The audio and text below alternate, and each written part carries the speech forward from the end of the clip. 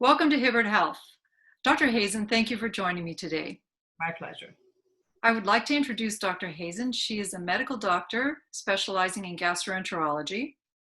Dr. Hazan is the CEO of Ventura Clinical Trials, conducting trials on cutting-edge medical issues. She's a top clinical investigator for multiple pharmaceutical companies and has participated in over 300 clinical trials. She has a very successful private practice in Malibu, California, the MALIBU Specialty Center. Dr. Hazan is a series editor on the microbiome for the Practical Gastroenterology Journal.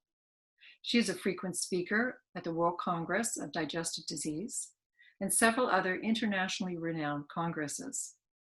Dr. Hazan founded the Biome Squad in conjunction with co-founding the Malibu Microbiome meeting, where she brings together doctors who share their knowledge about the microbiome in medicine.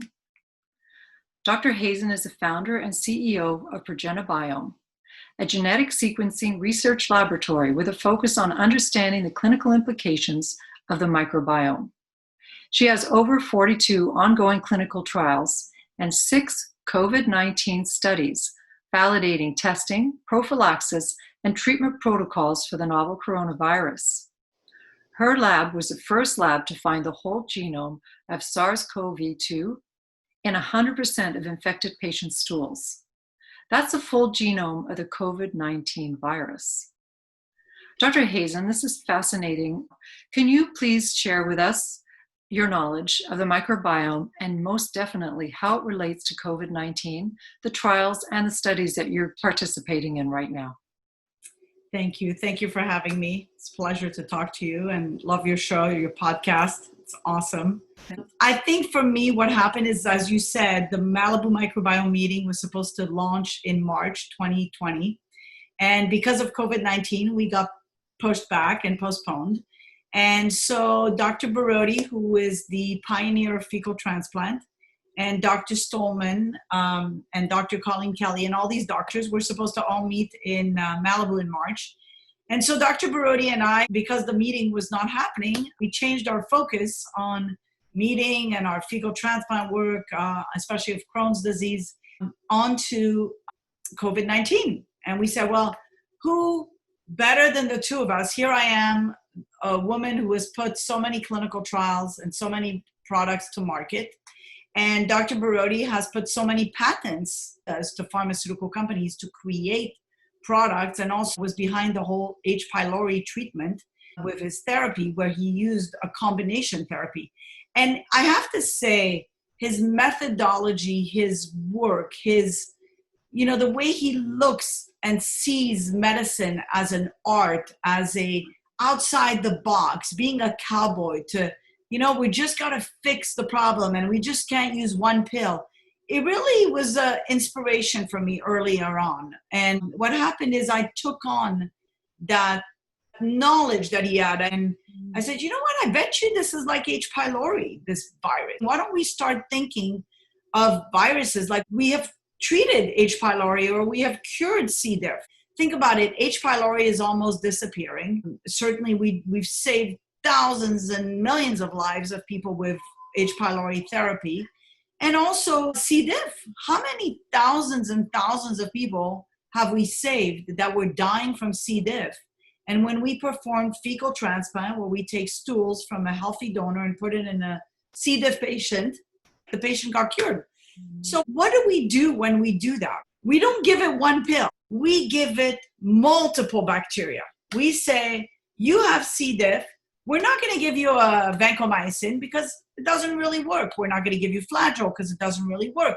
You have a 65% chance of reoccurrence. But if we do fecal transplant, when we select our donor properly, and we pick the right donor and we do the proper methods of transplanting, it's actually a complex method done by doctors in a surgical center. When we do that and we accomplish success from 92 to 99% success, and we've cured C. diff, we know what changed. We gave a ton of bacteria. We gave a formula. I like to bring it back to same with H. pylori. How did Dr. Barotti figure out the formula to fix H. pylori? He used different ingredients, right? If you're trying to fix or regrow flora or colon that's basically diseased, you have to get rid of everything first, all the weeds. I always like to correlate the fecal transplant to a garden. You've got all these weeds. You can't grow vegetables when you've got weeds. You have to remove the weeds, then you have to turn the earth, and then you plant your seeds, and then you wait for sun and nice water. But if you put a flood in there, nothing's going to grow, right? If you have a tornado, the seeds are going to fly off, nothing's going to grow. So you've got to have the perfect environment for that fecal transplant to implant. And really that's what it is, implantation. Much like gardening, right? So I take it back to the flora, to nature, to gardening. When we start looking at what are we doing when we treat H. pylori C. diff, we change the balance, we fix the balance, we readjust somehow. And so I knew that COVID would be the same kind of thing, because COVID is a tiny, tiny little virus, and bacteria is so much bigger than a virus. Where are the bacteria living? In our gut. I kind of had an insight of the microbiome. Let's say we both have celiac fruit. I cannot compare your microbiome to mine because we have completely different diets. Add on top of that a completely different diet, from eating in a Chinese restaurant last night, to having traveled to Japan, to having been born in Bangladesh, for example. All that creates a difference. So how do we understand the microbiome? You really have to look at the whole planet. So we're so far from that. That's my goal. My dream is to analyze the microbiome. It's essentially the 23andMe of the gut, but around the world. So I took on this big challenge to do it. And I have ideas. We have 42 clinical trials. We've already structured, we have a validated assay. And because we had a validated assay, and I was seeing results, like I was seeing what changed in my patient with Crohn's, and then I did something and he improved. And when he improved, I realized, wait, I'm on the right path with this microbiome assay, because it showed me, the assay showed me the bacteria that changed that correlated to him improving symptoms. In microbiome world, we look at what's called the Shannon index. That's the index that tells us diversity. So when you look at a child that started off with Crohn's disease with a diversity index of 2.9, and then all of a sudden you do something to that kid, you give him some products, and then he changes to 5 and then his symptoms improve, and his fecal calprotectin, which is the marker for Crohn's, improves, and the Crohn's disease activity index improves, then you know you're on the right path. You know you have a valid assay that showed you symptom improvement. Also, when you have an assay that tells you, wow, this patient's bacteria is overgrown, let me zoom in on this bacteria and let me work with his neurologist. So I have a great relationship with a neurologist, Dr. Shelley Jordan. And Dr. Jordan and we talk about his patients with Parkinson's, Alzheimer's, MS. And we basically said, I showed him one of his patients that was chronically debilitated. And he ended up having a very rare bacteria that is acellular, doesn't have a cell wall. So therefore very difficult to culture in the normal standard laboratory. And so when that happens, I made the phone call and said, look, this kid has this. This is how I would consider treating him. And of course, Dr. Jordan, did his way and started looking into that. So that's why my goal with Progenabiome is really to bring on as many doctors, because there's no way I can figure out how to treat all these trillions of bugs. All I can do is work with a physician and say, hey, this is what I found. It's something more to the solution, right? It's something more to the puzzle that you didn't have before of why this patient is altered or has autism or has Crohn's or has whatever. So it just adds one more piece of the puzzle. So when all this happened and my knowledge of the microbiome, COVID-19 to me, my first focus was I need to focus on looking at the microbiome. So the first thing I did is I called my colleagues And sure enough, me and Dr. Brody started talking, and I was looking at the data from Dr. Raoul. I was looking at the data from, China, Italy, and basically came up with a protocol, 2 protocols initially, that we got passed through the FDA. I was so excited because I started treating patients and I was seeing success, and I was collecting stools. That was the key. So my obsession, in fact, I would treat patients. I would say, don't forget to give me your stool sample before and after. And, nobody likes to play with their stools. And so what happened is I got a bunch of samples initially, and I got about 14 samples. And of course, we got them at different levels. We told patients, we need to see your microbiome, and we need to see if we can find COVID-19 in your stool. And we didn't tell them, okay, well, we need them at baseline, and people are sick. So we just cared to see, are we finding it or not? So what we did is we actually found it in 7 patients that had positive throat swabs or nasal swabs by PCR. And then we ended up finding out that they had like a whole genome of the virus in their stools, but also thousands of copies of that whole genome. And it was interesting because some of these people were the sickest. I had a kid that was extremely sick, a young girl from college.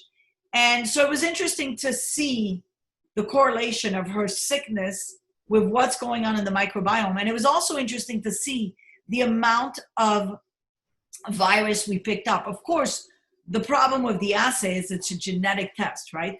Mm-hmm. So in other words, you don't know if the virus that you found, the whole virus is alive or it's dead because it's just the DNA. When we collect the stools, we basically collect it in a little tube, which has a little bit of liquid, which is almost like a tape. So it takes the stools and it makes a carbon copy. It freezes it in time so that I'm not infecting my technician. Mm-hmm. So that is just a fingerprint, right? It's like a thumbprint to look at your DNA, to look at your fingerprint, right? And so that's what we did when we were looking for COVID-19. So all those patients that we tested still had symptoms when we found COVID-19. The other thing that we noticed is that when you look at all those viruses and you don't know if they're shedding it and it's just dead virus, the only way to really know is take those stools and culture them. But then for that, you need a BSL-4 lab with full on, etc., because you need viable fresh stools that you put in a culture, and you have to capture it at a certain time, right? So it's very difficult. But it was exciting to see that in those patients that were symptomatic and positive for throat swabs, the virus was there. One patient that sporadically, we basically didn't have a throat swab, but we passed it through the pipeline, ended up being positive. So, and a different virus than other people. But when you see the whole virus, you basically know, and you see the different levels of where the mutations are, because that's the beauty of this test, right, of this assay, is you see the whole virus and you see the region. So you'll see 1A, you'll see the spike protein, and then you'll see some people have 2 regions in the spike that are similar and some don't. And some people don't even have a spike protein to their virus. So that's the whole entire virus, but different sections and different point mutations that are observed. What we noticed is that 5 out of the 8 samples that we had different variants, that we noticed differences. And whether those differences mean something or don't, there's no way to know. The value, I think, of the assay, so we had 3 controls that we tested that were all negative for COVID and negative symptoms, and 2 out of the 3 had negative nasal swabs. And then there were some people that basically had taken some random treatment. They took their samples after 10 days of treatment. They were already started on mega dosages of vitamin. Because the problem with these tests is you take the test, the throat swab, you send it, you get the results in 7 days, or you start taking vitamins because you're not feeling well, and then there's something going on in you because you're in tune with your body, and then you kind of get worried because you're not getting better, and then 5 days into the treatment, you start taking the throat swab. In fact, what we're noticing with the throat swab and the nasal swab is that they remain positive for a long time, even after treatment. Really? Yes. And why is that? Yeah. Because it's a segment of the virus. In fact, the first patient that I treated, his PCR kept being positive and he wanted to go back to work. And I didn't feel comfortable sending him back to work. And he was actually working for an elderly woman. And I was worried because I said, if I'm sending him home early and he's positive PCR, even though he's asymptomatic, am I risking the old woman's life because he was her caretaker? So even though he developed the antibodies, I still waited till the PCR was negative. But what happened is I ended up calling a lot of my friends and colleagues, and actually the equivalent to Dr. Fauci in Brazil. And that doctor said to me, yes, I'm actually seeing it up to a month or 2 months after treatment. Wow. But that doesn't mean that the patient is symptomatic or not, or contagious or not. We don't know. That's the honest to goodness truth. Why? Because genome is the whole virus from A to Z, the shape of the virus. A PCR is just a segment of the virus that most viruses have in common. So if, let's say, that segment is, you don't have that segment that's similar because you have a different variant of the virus, well, you're not going to pick it up. But if, let's say, you have that segment, but the virus has been dead and it's still just shedding, it's just, you're picking up leftovers of a dead virus, that segment's going to continue to be positive. So that's the difference. That's what people need to understand. So these tests are not adequate, in my opinion. No. Even the immunoglobulins. What does it mean that you have the antibodies? The antibodies, we've noticed, disappear after 3 months. So what does that mean? Does that mean you're not at risk of catching it again? Does that mean you're not at risk of catching another strain? Does that mean that you're infectious? Does that mean you're non-infectious? People are taking medications, prophylaxis, etc., and they feel like they're okay, but are they okay? Of course, in a perfect civilization that was united, kind of like Taiwan, right? Have you seen Taiwan? Yeah. I mean, unbelievable. They had 7 deaths in 24 million people that live there. This is what we should be mimicking. Mimic success. If you've got people that are immunosuppressed, that are elderly, well, yes, it's reasonable to keep them in quarantine because you don't want to affect them. I'll tell you myself, even though I'm negative, if I'm feeling under the weather or fatigued, I'm going to avoid my parents. My God, I'm exposing myself to patients and I'm bringing home this virus potentially to my kids. This virus needs a solution for everybody and a solution that's cheap and that works for everybody.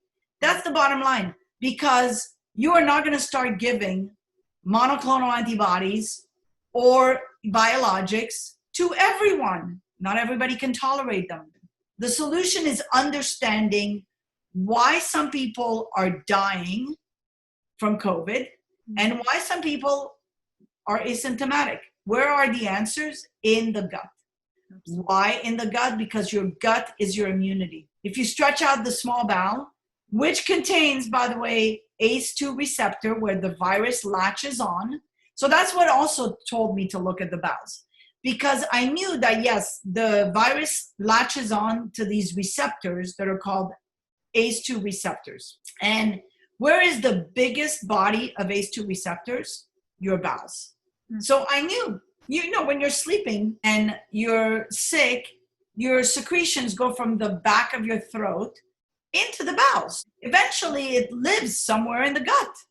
Now, you count on your good bacteria that's super strong and much bigger to take this virus, suffocate it almost, and poop it out, right? That's what you count on. So that's why it was so important to look at that. It was also important because I had a gut feeling that my gut bacteria told me. So to me, my intuition was telling me to look at the gut. And in fact, I was right because we found it in the stools of the patients that were symptomatic and had COVID. Now we're analyzing another 40 samples. Very meticulous work. We actually became a microbiome research foundation, and it just got approved right during the COVID-19. I think the government knew that I needed money and let me go through with this nonprofit. But essentially, we need to start raising funds for it because we want to analyze the stools of autistic children. We want to analyze Alzheimer's. And I'm working with the agencies. I'm working with the National Institute of Standards, Scott Jackson, to say, look, this is what I'm doing. This is my research. And actually, I'm sending him, every time I have a publication, I send it to him. And then I work with the NIH, Howard Young, who's in charge of the microbiome. And every time I'm frustrated on something, I send it to him. And he challenges me too. He's awesome. So I'm writing the data slowly. We're getting people interested. I was very proud when Dr. Stolman saw my poster at American College of Gastro and said, very, very nice. And then we got the Outstanding Research Award at American College that we're presenting this week for our work on fecal transplant, but also showing the microbiome. We're also showing that paper with COVID-19. And then we're also showing a Crohn's disease patient that improved and showing the microbiome before and after. So, all in all, I think my interest is really connecting to my peers. I think that's why I did the Biome Squad. Connections that have occurred during COVID-19 of contacting these scientists that I hold in such high regards. These are the people that, Peter McCullough at Baylor University, who's like the top cardiologist, wants to publish with me. And then Harvey Rich, just amazing, the bioinformatics, the biostatistics knowledge, the helpfulness, right? Dr. Barodi, just the fact that you have a genius that has published so many manuscripts that can just look at your papers and say, yes, perfect, go publish it. Neil Stolman or Colleen Kelly, Zane Kassam, Paul Fierstad, all my Biome Squad. I mean, these are geniuses that I hold to such high regards. Okay, I want to ask you some more things. Yes. Now, you're doing 6 COVID-19 studies and trials. Do you want to tell us a little bit about them? Yes. So the first study that we're doing is basically looking at the sequence of the virus in COVID-19. Who has it, who doesn't, who's symptomatic and has it, who's asymptomatic and doesn't have it or has it, to kind of follow the natural progression of the virus to see if what we give, whether it's vitamins, medications, helps, right? So that's the first one. The second one is actually looking at the microbiome, which is what are the bacteria in the gut doing in those people that got really sick? And what are the bacteria doing in those people that survived, right? What is the differences in the bacteria, in the group of bacteria? So that's the second one. The third one is a prophylaxis protocol.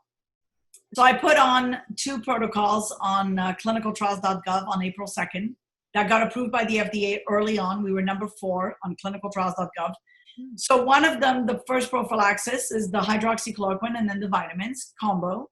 And initially we wanted to do open label because this was going to be given to the doctors on the front line, the patients that are living with people that are positive for COVID. And so that was the first protocol that I thought of initially, and it got approved. It got approved as an open label. This whole protocol went political. And so that was the 4th protocol. Then what happened was Dr. Barodi and I saw what was happening, and we knew we were going to have problems with hydroxychloroquine. So, and we weren't enrolling, and it wasn't going as smooth as possible. So he came up with the ivermectin, doxycycline, zinc protocol as a prophylaxis and as a treatment. We worked with Monash University in Bangladesh. In fact, he created a pharmaceutical company all in the period of like a month. We did an LLC, we created everything. And basically we said, you know what? A bunch of doctors are going to own the pharmaceutical company. And if we come up with some cheap therapies, well, that's a new beginning for doctors. So right now I'm working with an amazing company, a pharmaceutical company that is basically owned by a physician. And you know what? They're improving gastritis. They're improving eosinophilic gastritis, where the patients are no longer taking asthma medications or the medications of the stomach. That's great. Because it's a physician who has the background. He takes care of the patients. He understands that patients are what advances research. The patient needs travel funds because they need to take the train to us. he'll take care of that. So those are the companies that I like to work with because they are there to take care of patients on the ivermectin, doxycycline Okay. Yes. protocol. And so we have it in prophylaxis and we have in treatment. And Dr. Barodi and I and a doctor from Bangladesh, we're working on it together. So it'll be exciting to see. We submitted it to the FDA. We got an initial approval to start running the trial. Hopefully that'll be an answer. Now, was that your 6th trial? That's my 6th trial, yes. All right. So 2 on analysis, Yes. 2 on the hydroxychloroquine, 2 on the ivermectin. That's wonderful. But I think a virus needs a cheap solution, and some people don't like to take medication. Some people like to have natural products. I mean, certainly there's a lot of healthy people out there that are naturopaths and everything coming up with natural solutions as well. But it'd be interesting to see what is it in the gut flora that makes people susceptible to COVID-19 and then correct that so that they're not so susceptible. That would be amazing. We're going to be showing the data to the FDA, hopefully, as we gather more patients. So we'd love to have more patients on those trials. We're not charging. We're basically pro bono to treat patients, anybody that wants to participate. What we're doing is on all those 4 trials that are therapy or prophylaxis, we offer it to patients. We don't know what they're getting, but we follow them very closely. I will tell you, every patient has my cell phone number. We give them open label and we give them compassionate use of the treatment, whatever treatment we were going to use, whether it's ivermectin, doxycycline, zinc, or hydroxychloroquine, azithromycin, vitamin C, D, and zinc. So those are the trials that we're doing. We are excited because we are working with the FDA on these cheap solutions. And I am actually excited to have the FDA see my data. I've been doing research for so many years, bring them in to see our data. And if we're doing great research, then the product goes out. So we'll see. Let's see the data. That's fantastic. Dr. Hazan, you're a shining light. You really are. It's been so fascinating and wonderful talking with you today. Thank you so much for sharing your knowledge, your expertise, and the trials and studies that you're doing right now. This is phenomenal information. And thank you everyone for joining us today. Dr. Hazan, I can't thank you enough for being here with me today. My pleasure. Just amazing. Keep up the good work. Of course you will. I'm so impressed, and it's been an honor spending time with you. Thank you so much. Thank you so much.